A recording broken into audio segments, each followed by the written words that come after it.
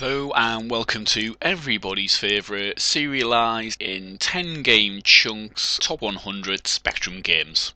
Today I'm going to take a look at games 70 to 61. And my number 70 game is Barbarian. Right, so there's these two guys, right, and they've both got swords and they're fighting. And you can do all these different moves, but you got this one move, right, where you spin round with the sword and you chop. You spin round and you chop at neck height. And if you get it right, your opponent's head just drops off. Yeah, you just chop his head clean off and it just falls to the ground and then his body falls to the ground. And this little guy, right, he like comes on from the side of the screen and walks along and kicks the head off the screen and then he drags the body off. It's brilliant! So how many times was that conversation had in the school playground? The standout factor of this game, the thing that really made it different to everything else, was being able to chop your opponent's head off. And the really good thing about it is, if you'd been fighting and you were getting a really good beating, either from the computer or another opponent, if you got that move and just managed to do it, you would win.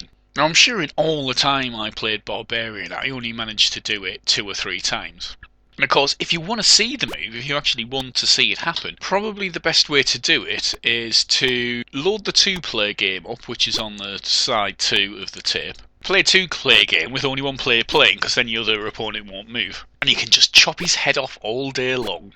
And watch that funny little guy come on and kick his head across the screen. So a bit of detail about Barbarian. It was released in 1987, which for me was getting towards the end of the Spectrum's life. It was released by Palace Software, and if you go into World of Spectrum actually, it's called Barbarian the Ultimate Warrior. There's a game called Barbarian that was released by Melbourne House that isn't this game. I've never played that other game and it's got distribution denied on World of Spectrum, so I wasn't even able to see what it was like. It was written by Steve Brown, Sean Griffiths and Richard Joseph. I can't remember much about this game. I was one of the kids who thought, yeah, this is a fantastic game. Fighting with swords is always going to be that just a little bit more exciting than fighting karate style, which there were quite a few games for the Spectrum where you could do that. Probably the best of which was Way of the Exploding Fist, and this game, like Way of the Exploding Fist, has a really good selection of moves. There's the head chopping move, but there's quite a few others. There's the rolling move where you can barge into your opponents. One of the things I always found was the computer did that rolling move a lot, much to my annoyance. But it's a good game. It had a bit of controversy because of the cover. I think it had Wolf out of Gladiator and Maria Whittaker, both of whom were scantily clad. But I think the fact that Maria Whittaker was scantily clad, or she was tied up or something like that on the cover, probably caused some sensation. I think there was quite a gruesome cover to Crash depicting barbarians fighting as well that caused a bit of controversy. So this game wasn't without controversy, which I think for games like this, there's no such thing as bad publicity, and I think none of the controversy over the game actually would have done the sales any harm, similar to Mortal Kombat a few years later. So that's my number 70 game, Barbarian. My number 69 game is Enduro Racer. Funnily enough, I always call this Enduro, not Enduro Racer, but it's called Enduro Racer on World of Spectrum, so that's what I'm going to call it. In my previous top 10 countdown, so numbers 80 to 71, I reviewed Turbo Esprit, and while I did that, I said that was the pinnacle of 3D racing on the Spectrum for me. And in the comments to that video, a person called Frodian said, "Hold on, what about Enduro Racer in Chase HQ?" I've never actually played Chase HQ, but I don't think I count that particularly highly, as with Bomb Jack, I'm a huge fan of the Chase HQ arcade game, so the Spectrum game probably wouldn't quite do it for me. Enduro Racer, the Spectrum game, on the other hand, I really like. I'd still stick by my statement that I think when it comes to 3D graphics, 3D kind of racing graphics, Turbo Esprit pips it. But I did say that Turbo Esprit was a tech demo for me. It's more of a tech demo than it is a racing game. Whereas Enduro is just a full-on 3D racing game. I don't know about anyone else, but I've always preferred racing games that are bike-based rather than racing games that are car-based for some reason. I always thought there's something a bit cool about flying along really quickly on a bike. Now this game is pretty simplistic. It's left, right, avoid the enemies, avoid the obstacles, negotiate the bends in the road. The one thing that this does have is huge barriers in the road. You need to do kind of wheelies over them. If you don't do a wheelie, you still jump. You don't die in the game, you'll jump over the barrier. But if you do a wheelie, I think you go a bit further, and a lot of the trick to this game is actually timing your wheelies right so you hit the barrier and fly over a load of obstacles that are behind the barrier.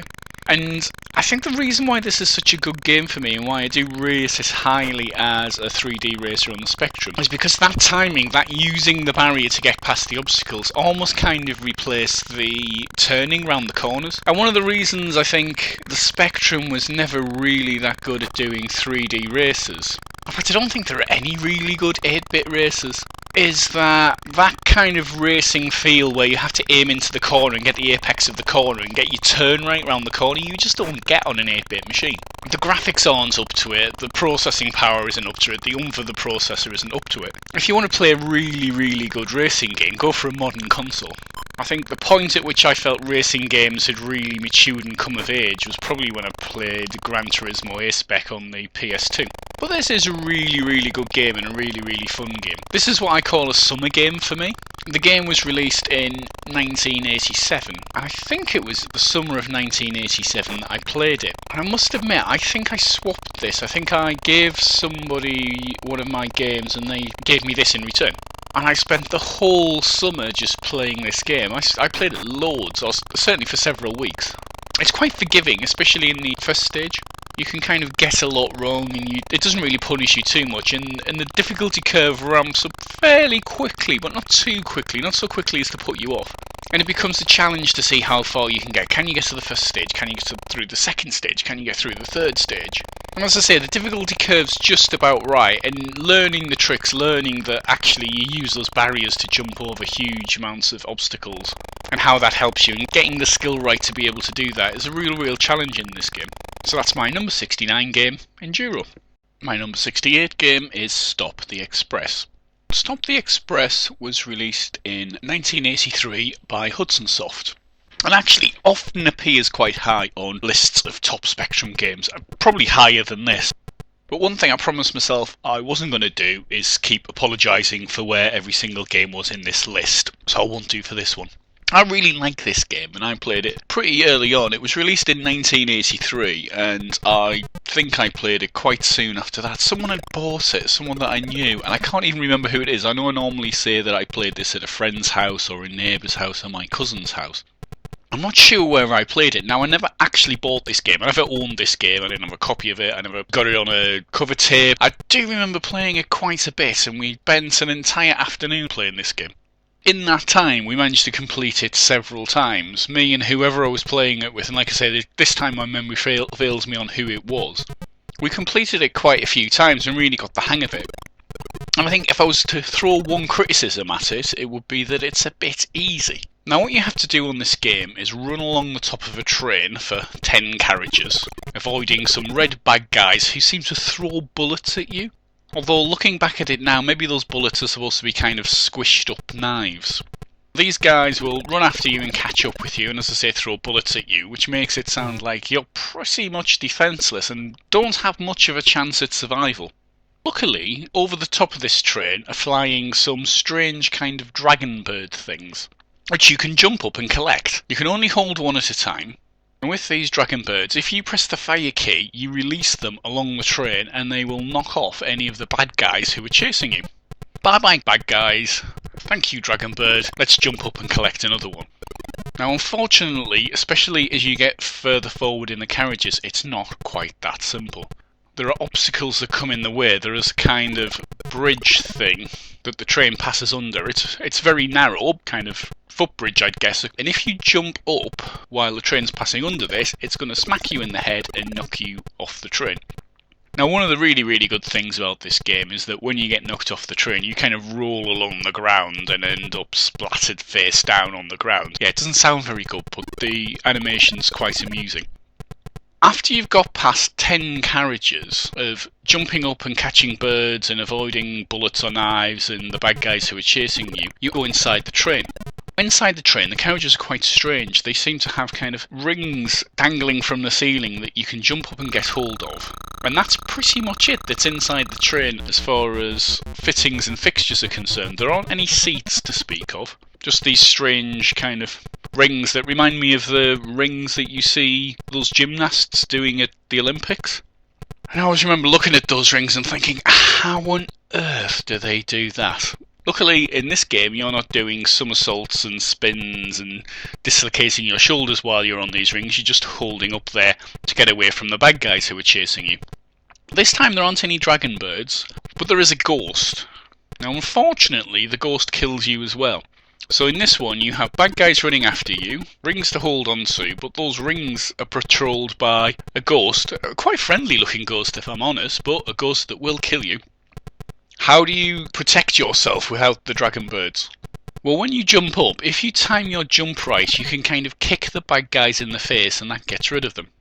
Which is quite satisfying to do, actually. If you play this game, and I'm sure a lot of people play this game and really enjoy the carriage top sections, and then get inside and maybe get a little bit frustrated, a little bit of practice and it's really, really easy to kick the guys in the face.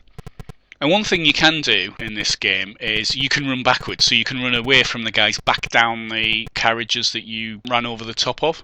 I think someone actually posted recently on the World of Spectrum forums that you can run right back 20 carriages, all the way back to where you started from. That's probably not a good idea, but being able to run backwards gives you a bit of time. It means that you can get away from where the ghost is. Now, I've already criticised this game. I've already said if there's a criticism, I think it is just a little bit too easy.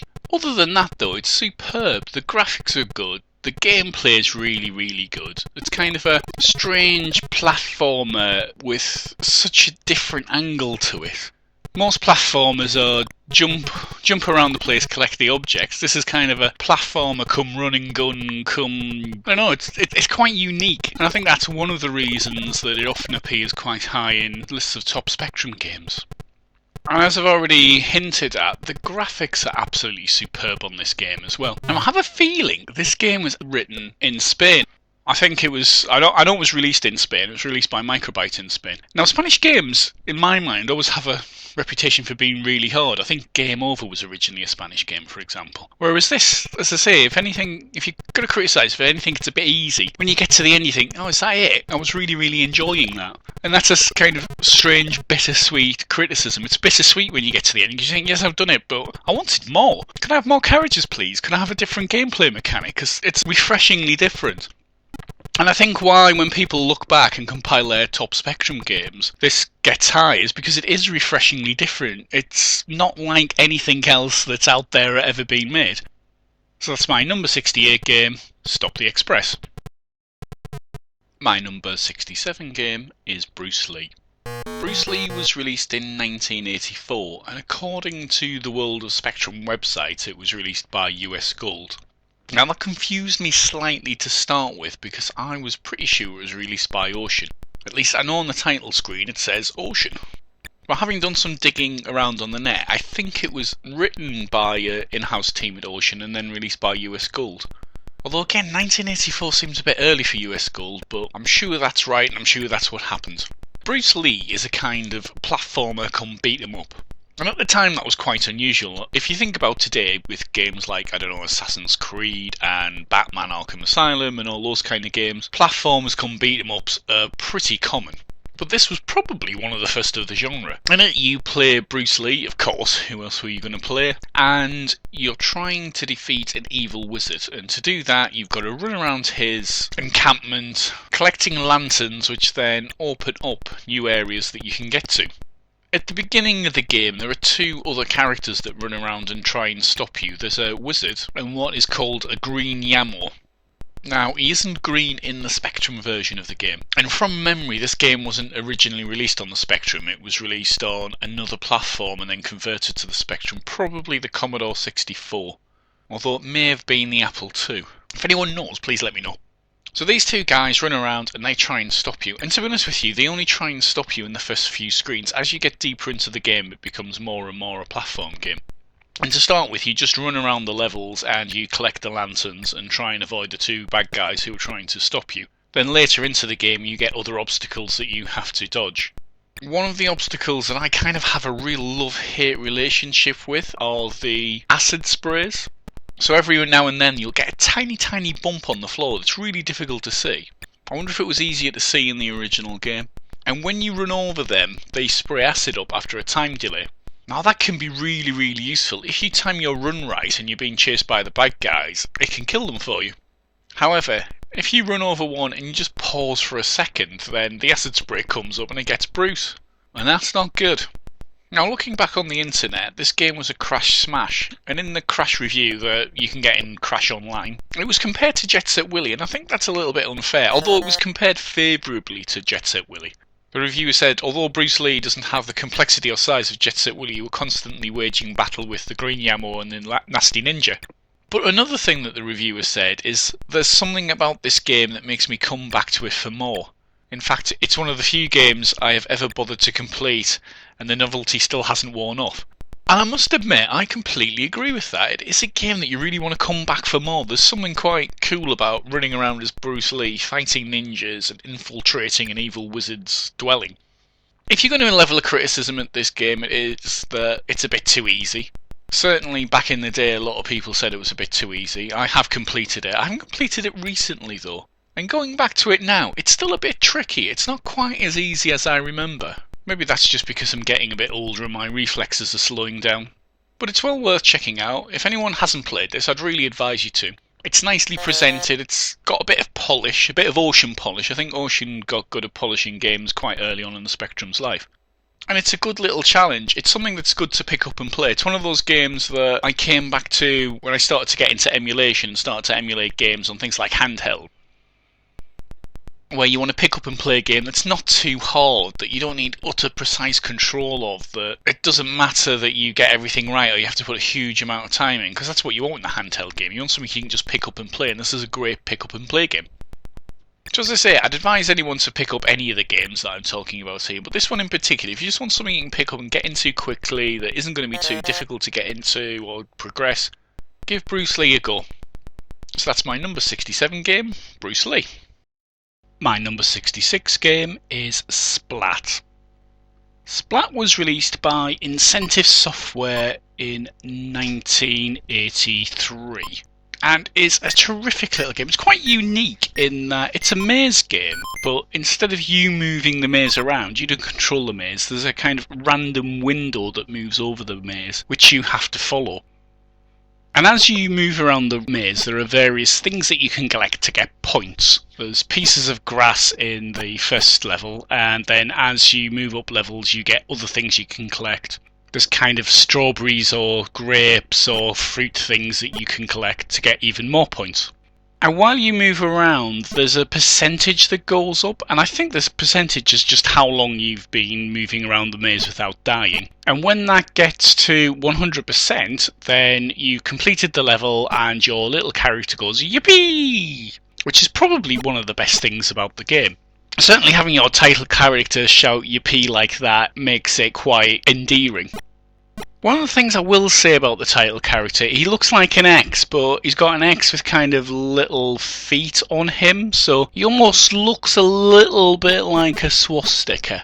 He's obviously not a swastika, but I guess he looks a little bit like one. But that's probably the only negative thing I can really say about this game. Now this was an early game, and this was a game I used to play with my cousin. And actually the funny thing is, thinking about it now, a lot of the early games that I played for the Spectrum, my cousin seemed to have. I think my cousin knew someone in the early days who ran or worked in a computer shop and used to get a lot of games through that kind of route. That's my guess anyway. And actually, yeah, I played it in the early days, but actually I came back to this game a bit later when I started getting into emulation and things like that, and it was one of the games I hunted out. And the reason for that is, I particularly like it on emulation on a handheld. I've made no secret of the fact that actually I'm quite a big fan of having Spectrum games on a handheld. I have a Dingu 33-0 games console, which is a great little thing. I'd highly recommend someone who hasn't got anything handheld that they play Spectrum games on seeking one of those out. You can put a version of Linux on it, and on that you can get a Spectrum emulator. Go to World of Spectrum, download some of your favourite ROMs, which don't have distribution denied of course, and play them on that. And this is a really good game to play on that. It's a good pick up and play game. And while you need quite good controls with the game, you do need a bit of fine control. It doesn't work too bad with the kind of handheld D-pad that you get on, certainly on that device. I like the D-pad on that device. But back to the game. This game was one with a competition, so there was a £500 prize for the winner of competition. Now, I think the competition was time-based, and it's whoever could get the largest score.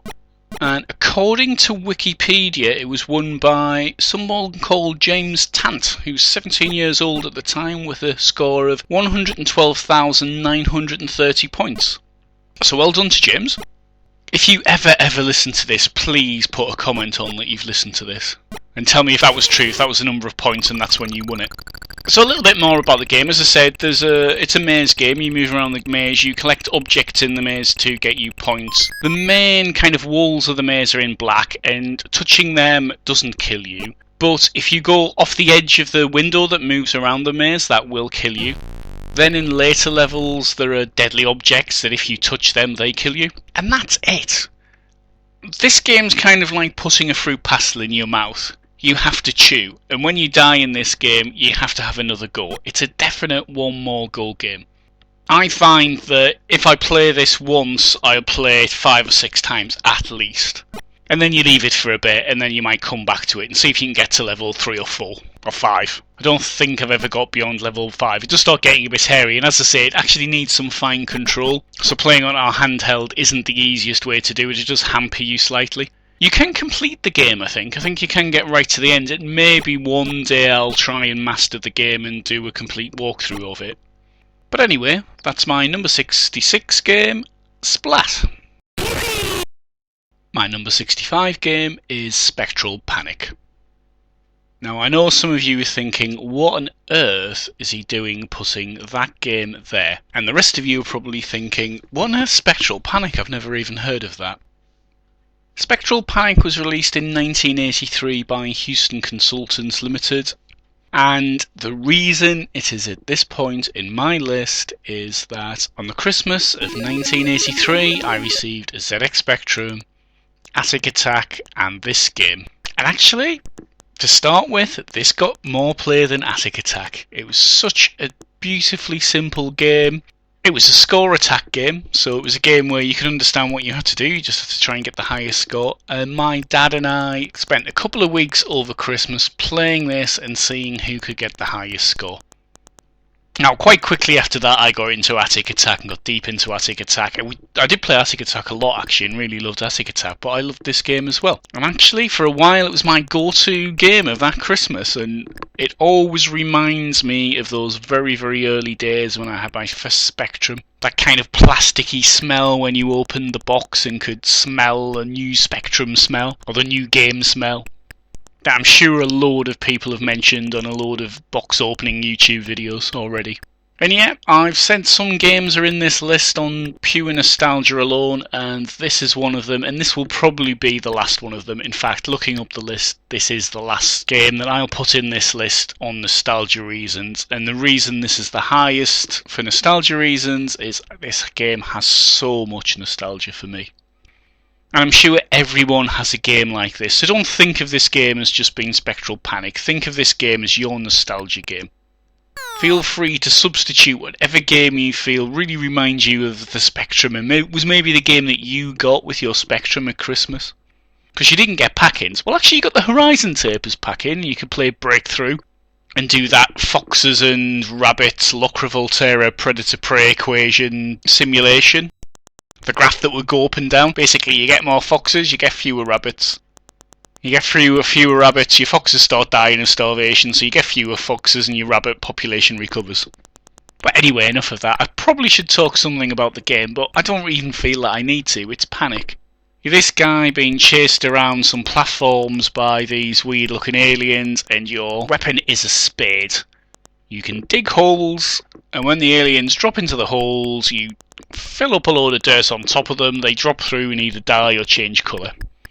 The only other thing about the game is that you get hungry. So you have a time limit that constantly ticks down, and what you need to do is find food to replenish that time limit.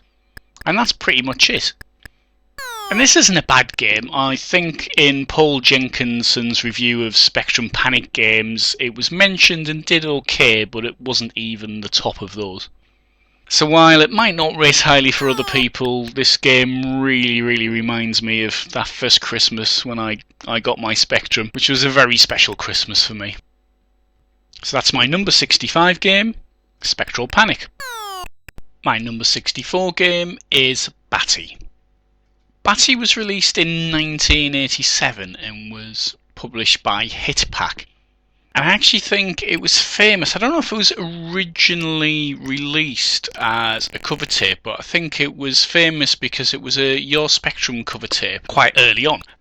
It was a really good game, and of all the games on the Spectrum, of all the Arkanoid games on the Spectrum, it is by far my favourite. It is a really good little Arkanoid game, and I think some magazines at the time, I've certainly seen it written, possibly in Retro Gamer actually, that it was better than the official Arkanoid conversion for the Spectrum.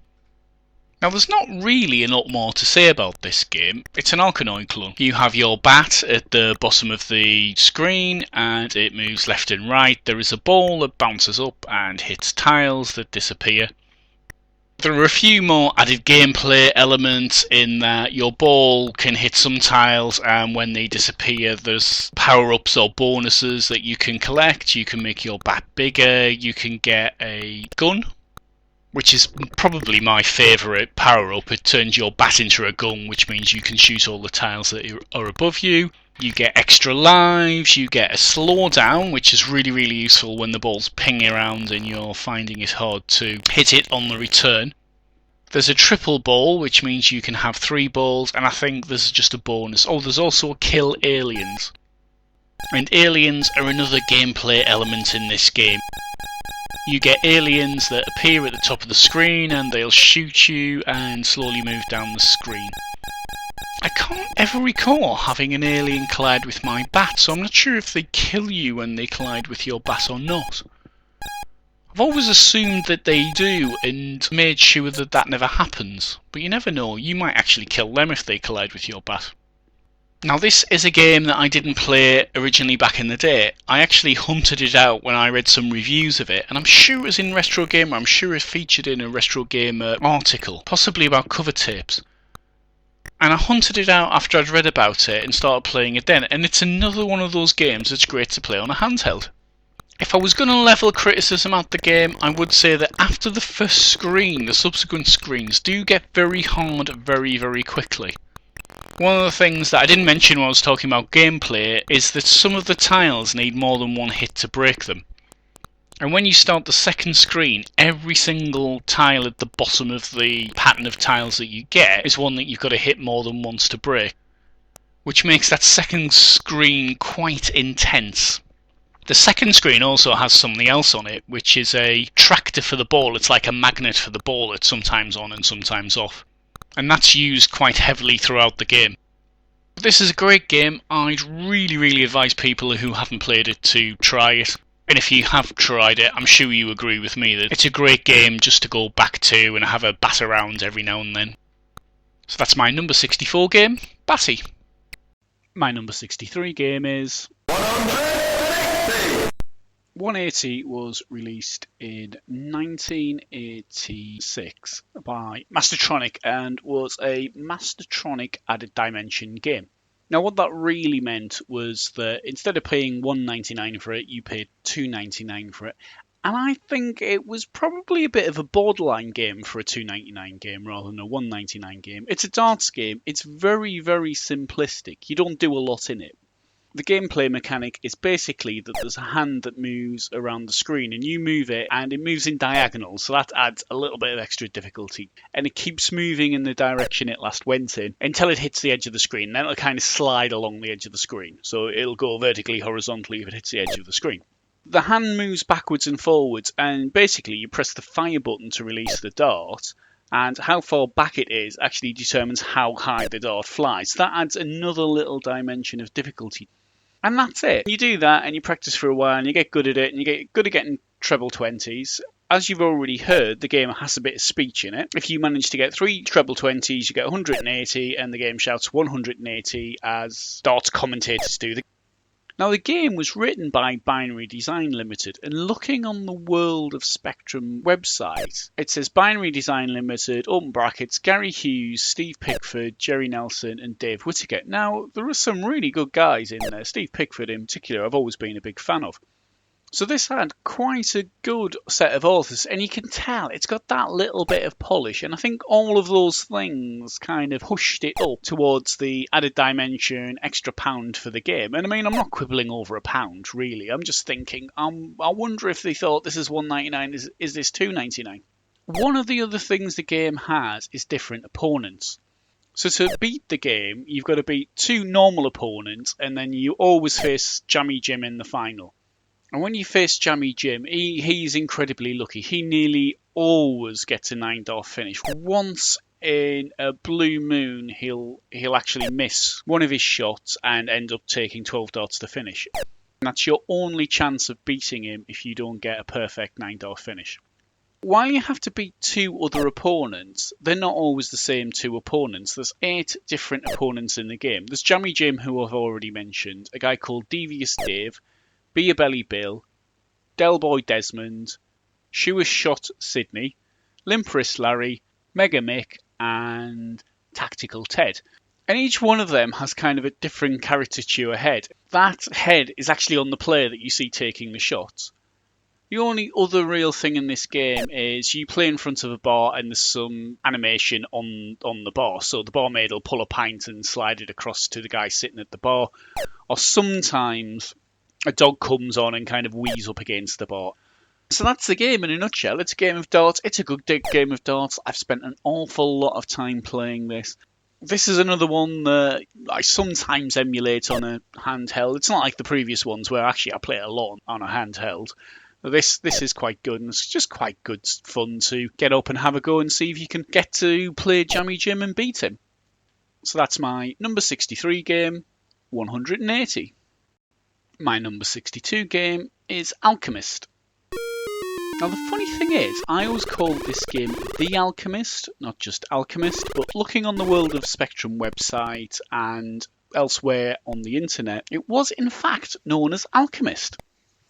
Alchemist was released in 1983 by Imagine Software Limited, and unlike some of the other Imagine games that I've mentioned already in this list, this was the original Imagine.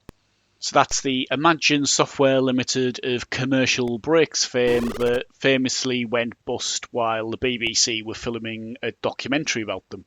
I think they were pouring loads and loads of money into the mega games Cyclops and Bandersnatch from memory. One of those was for the C64, the other was for the Spectrum. I can't remember which is which. I remember somewhere reading that the Spectrum one maybe once became Gift from the Gods. Now, in my opinion, Alchemist is the best of the early Imagine games. I can't think of any better. I know people rate Zoom, but I've never played that, so I don't really rate it. Never. Back to the Alchemist. This is a really, really, really good game. You play an alchemist, a kind of wizard, and you have to collect parts of a spell to kill some evil warlock. The usual kind of story. You go around a maze collecting parts of the spell, and you have spell energy, which you can use, and you can do certain things with the spell energy. You've got a kind of zap that comes out your finger that you can use to defeat the various enemies that are around the maze. And you can also transform into a bird. Most people who play this game, I'm sure, will spend most of their time as that bird. Now, to help you on your way, you can collect spells that you can cast, and all this casting spells uses spell energy, and that replenishes over time. The other resource that you have is your health, and that goes down gradually when you touch enemies, when you encounter something like fire, and again, can be replenished, but you need to find food. There's also a spell that will turn spell energy into health. The reason I like this game is I've always been a big arcade adventure fan. I absolutely loved Pyjamarama when that first came out. I liked the Magic Knight games, but this, I think, was the very, very first arcade adventure. It's not credited as such on the internet, but I'm pretty sure there weren't many before this.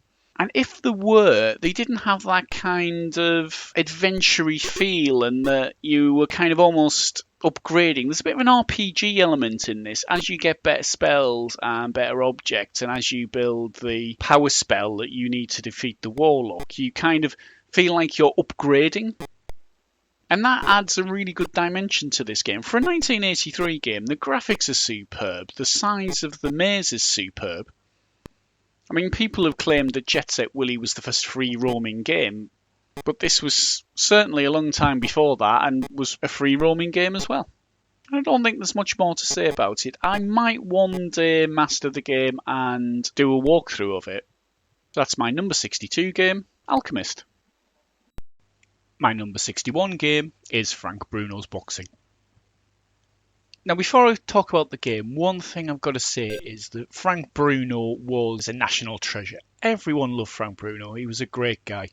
Him and Harry Carpenter used to have this special relationship, and for those who can't remember or don't know, his catchphrase was "Know what I mean, Harry?" which he used to say to Harry all the time when he was talking. He used to have this, well, he still has it. I mean, he's still alive, he's just not in the public eye anymore. But he used to have this really deep laugh that was really infectious. When he laughed, it made you feel good. And the thing about Frank Bruno was he was a heavyweight boxer, and this was a guy that when you saw on the TV and stuff like that, you really, really liked and thought, I don't want you to go and get hurt.